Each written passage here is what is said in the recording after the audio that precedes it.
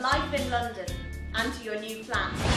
I hope that you enjoy your stay in the capital. I'm going to take you through some of the basics of flat sharing with us. We ask for participation and cooperation on building a friendly relationship with us based on respect for each other.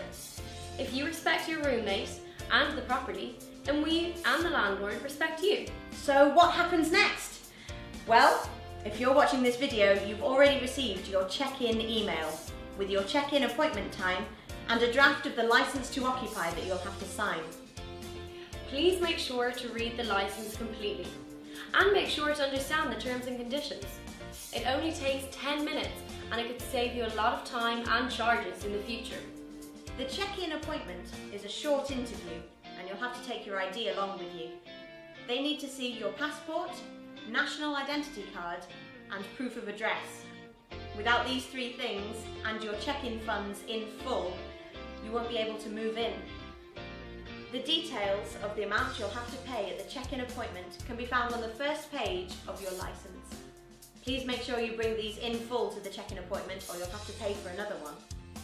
You can also pay by bank transfer, but the funds have to be cleared in the landlord's bank account by the time you move in, and from international banks that could take a few days.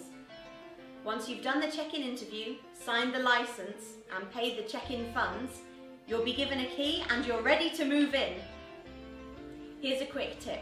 If I were you, I'd take a couple of photographs of the room just as you're moving in. This could be a really handy reference when you're moving out. It is important for you to understand that all the terms and conditions are based on common sense. The more you help your landlord solve a problem, the faster and more effective they'll be. The more you care, the more we care. Now, let's go through some of the basics, shall we? Rent. Rent is the most important thing in your relationship with your landlord, and it must be paid on time, regardless. If you cannot pay it on time, or you're out of the house the day the property manager comes around, please let us know and we can work something out. If you do not pay it on time, you will be charged. And if it is over 7 days, your license will be terminated immediately. Please see the license for more information. Communication is really important to keeping everything running smoothly. If you've got a question or a problem, don't phone your landlord, drop them an email so they've got a written record of everything. In an emergency, you can text your property manager as well, but only if it's urgent. If you've got a problem with the house, please take a photo of it and email it immediately to your landlord. Cleaning and maintenance is a big thing when you live with us. Make sure to keep your property and your room tidy at all times. Stick to the cleaning rota to keep your housemates happy and make sure to take the rubbish out.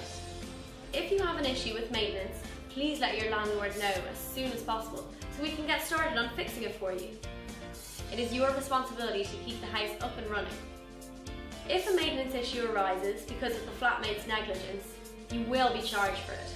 So try not to break anything. Security is also really important in a flat share. Please don't leave any windows or doors open when you're not in the property.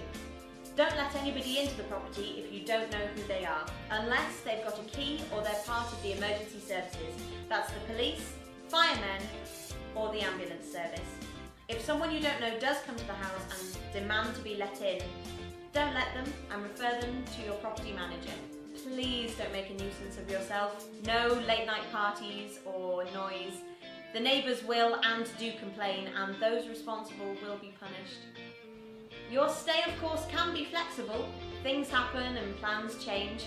You can leave early, change properties within the portfolio, or extend your licence at any time.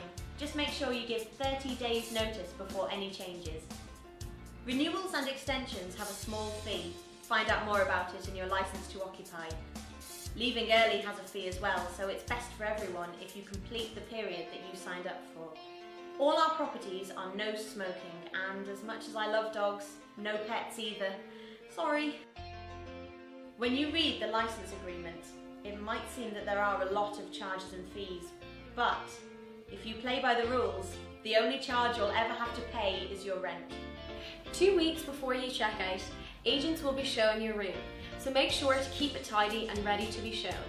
On your checkout day, leave the house before 11 AM and leave your keys on the bed.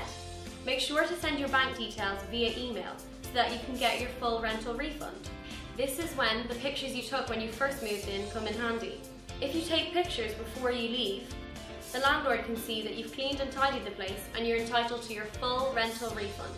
For more information on checking out or any other topics mentioned in this video, please refer to the License to Occupy that's in the check-in email.